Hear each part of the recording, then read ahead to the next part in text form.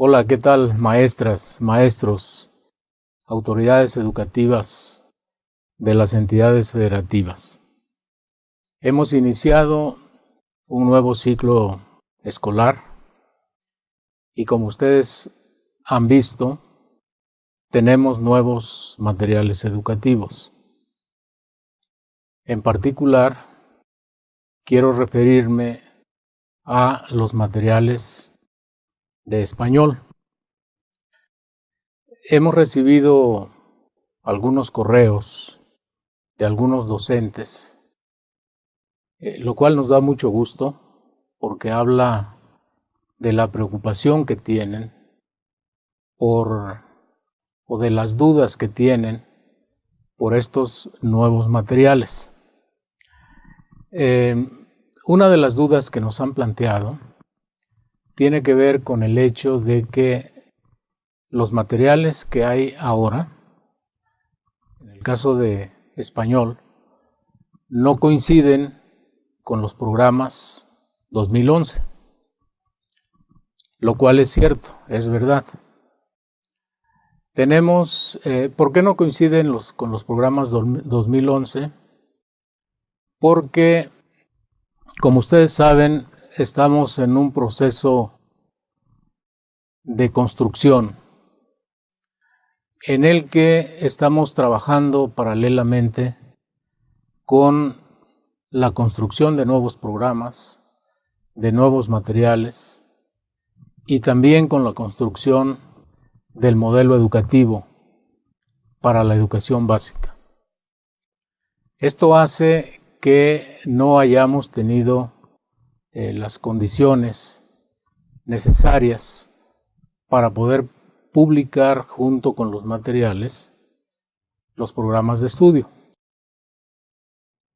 Pero voy a explicar cómo se puede realizar el trabajo aún sin que tengamos todavía los programas de estudio. Primero quiero decir que en el caso de español tenemos tres materiales fundamentalmente. Uno es el libro para el alumno, otro es el libro para el maestro, otro es el libro de lectura. Además de estos materiales, que son libros, tenemos otros materiales para el aula, como apoyo para que los niños aprendan a leer y escribir, a hablar y a escuchar. Tenemos un material recortable, unas tiras recortables para que los niños puedan formar frases o puedan formar párrafos. Y tenemos también un alfabeto móvil, uno en el libro del alumno, y tenemos un alfabeto móvil grande para toda la clase, que son recortables para que los niños puedan formar palabras o frases o incluso textos. ¿Cómo podemos hacerle? Una de las preocupaciones que nos han planteado los profesores es ¿cómo le hacemos para planificar? Si el apoyo principal para planificar es el programa de estudios. Si el programa de estudios no coincide con los materiales, entonces ¿en qué nos apoyamos para planificar?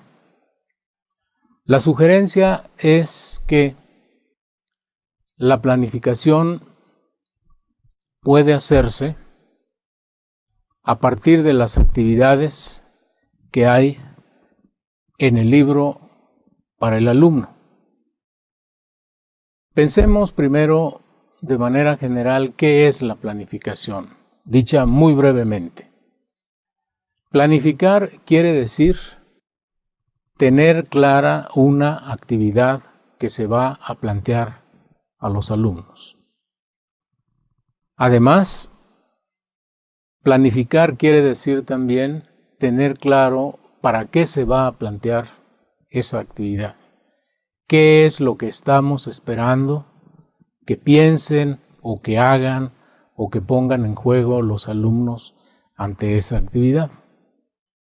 Bueno, si estamos de acuerdo en que eso es planificar, en que esa es la planificación que sirve, que es útil para aprovechar mejor el tiempo de la clase y para poder mejorar poco a poco la práctica docente, entonces lo que tenemos que buscar son las actividades que vamos a plantear a los niños. Bueno, esas actividades están en el libro para el alumno.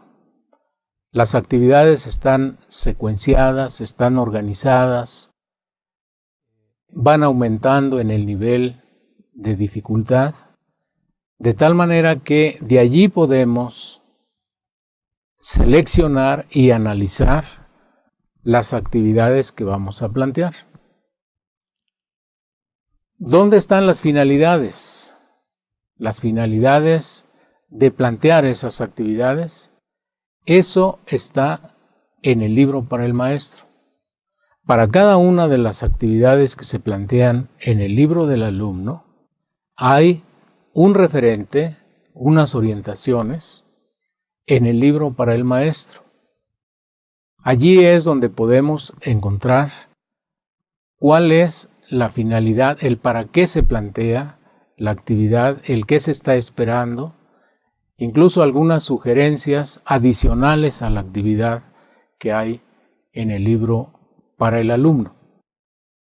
Podemos ver también allí qué es lo que se está estudiando, cuáles son los aspectos que se están estudiando, cuáles aspectos de la lengua son los que se están estudiando. También están allí en el libro para el maestro. De tal manera que esta preocupación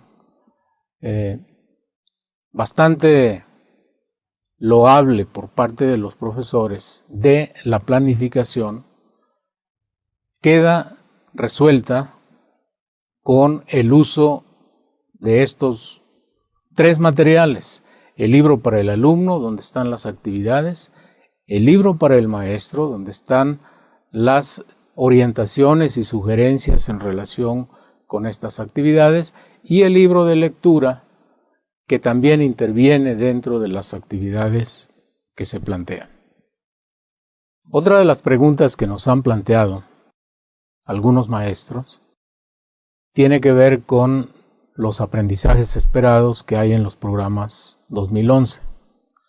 La pregunta es: ¿de dónde tomamos los aprendizajes esperados? Si no están, esos están en los programas 2011.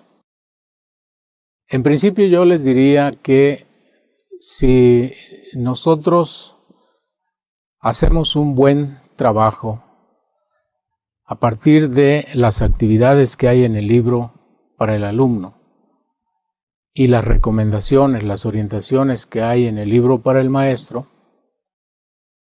no deberíamos tener ningún problema con que los alumnos aprendan lo que está dicho en los aprendizajes esperados del programa 2011.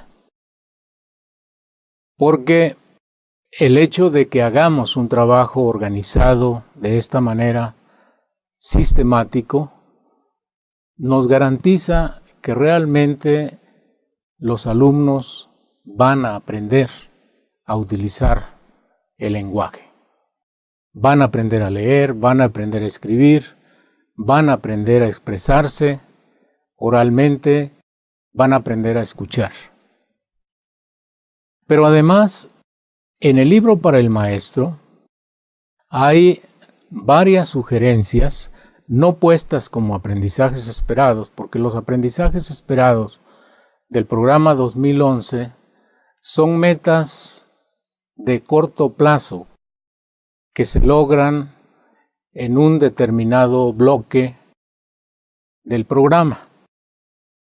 Las sugerencias que hay en este libro para el maestro que se está utilizando tienen más relación con la evaluación continua, con el proceso que van siguiendo los niños en el estudio que desarrollan.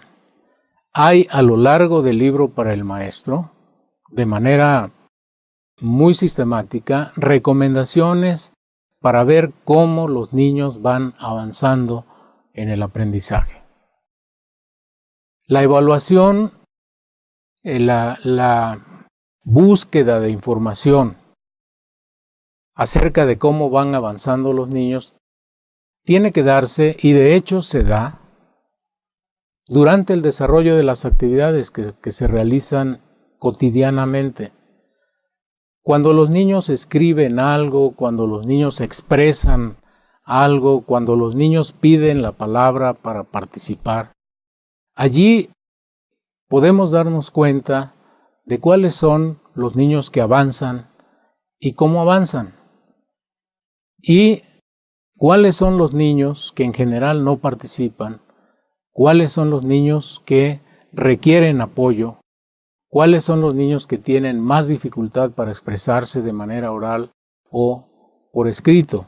Es allí donde hay que poner el ojo y hay que hacer lo que sea necesario, apoyándonos en el colectivo docente o en los padres de familia, con la finalidad de atender a tiempo los problemas.